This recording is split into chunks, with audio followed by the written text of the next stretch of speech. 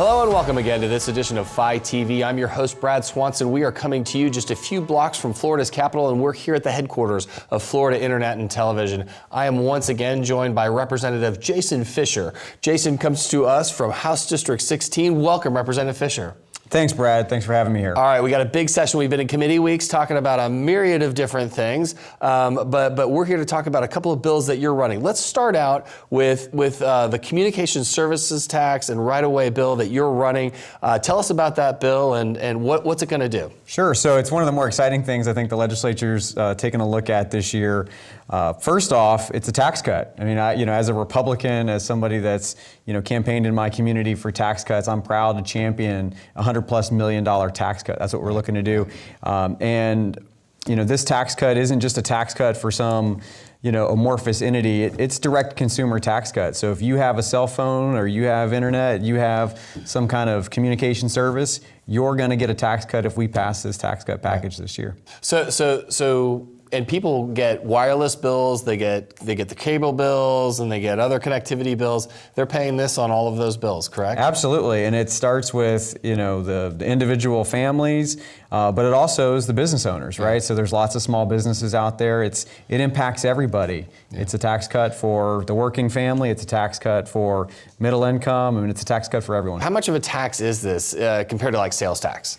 It's 2.5 times. I mean, it's a pretty significant tax that we're looking at, and so I'm proud to put my name forward as the champion of this tax cut because I want to help working families, I want to help small business owners, I want to help everyone in our community. Yeah, well, we know that last year you had a great quote when you were in the legislative session. You said you didn't come to Tallahassee to raise taxes, so now you're doing the exact opposite. That's right. I campaigned to make government smaller, to reduce the burden, not just taxes, but reduce burden on regulations. And so, that's something as I look back when I'm done here that I want to make sure I've got a legacy of doing just that. Well, and because people from all walks of life have cell phones and cable bills, I mean, you're talking about, the folks that are really on the lower income and these tax cuts make a big difference for that mom with her kids to, do those job applications and the kids to do their homework. And this looks like the lower the cost, it'll just, hopefully increase their ability to access it. Yeah, so for those folks that are disadvantaged, I mean, it could be the difference between them being able to make certain payments or get their medications this go around, or I mean, it could be it may not make as big of a difference for you and me, but the working families out there, every penny, every extra dollar matters. Yeah, it's truly a tax that cuts across all socioeconomic barriers. All right, so let's go to you are one of the most tech forward representatives out there. You work for HNTV, an autonomous vehicle kind of national leader as well, but here you did smart cities last year and you're doing autonomous vehicles. Tell me what you're doing in that space this year. Well, so Senator Brandis is the Senate sponsor on that side. We got to run things in both chambers.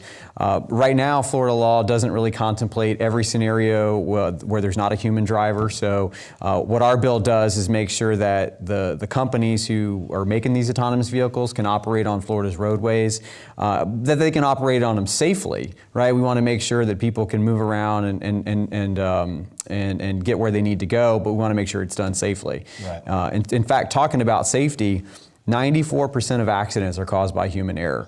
So we're moving into a world where we don't have as many automotive accidents anymore. That's one of the big drivers behind me putting out this bill to try to get autonomous vehicles on our roadways. That, and then, we were talking about disadvantaged people earlier about the CST tax.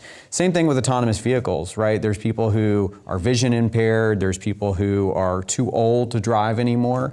And with autonomous vehicles out there, they'll be mobile in ways that they either used to be or never were mobile. Right. And so it's a tremendous help for everybody. It makes us safer, and it makes sure that people can get where they want to go in life. Yeah, the safety piece of this, back in my days at the Florida Department of Transportation, where I had the honor to serve, I worked a little bit in this space, and it was amazing to watch the entire engineering community kind of realize that autonomous vehicles could literally bring the end to roadway fatalities, where today we just take it as, of course, there's going to be X amount of people that'll die on the roads. But what a neat thing for Florida's future is to push forward more autonomous vehicle legislation to keep us competing with the rest of the world. Absolutely. Yeah, well, thank you, Representative Fischer, for coming on and talking to us about these two totally forward-looking, yet progressive bills, but yet bills that'll affect, the most needy amongst us. And we appreciate your leadership and for you coming on FI TV. Thanks for having me. Thanks. Really appreciate it, Brad. Appreciate it. Thanks. That's all the time we have for today's show on FI TV. Please hit us up on our Facebook and Twitter feeds. And for now, thanks for watching.